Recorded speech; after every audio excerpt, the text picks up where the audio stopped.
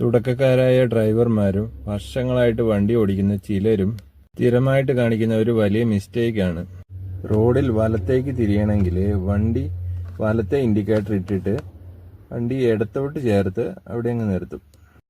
സത്യത്തിൽ ഇവർ ചെയ്യുന്ന മിസ്റ്റേക്ക് ഇവർക്ക് അറിയത്തില്ല. പുറകിൽ വരുന്ന വാഹനത്തിന് ഇവർ തെറ്റായ സിഗ്നലാണ് കൊടുക്കുന്നത്.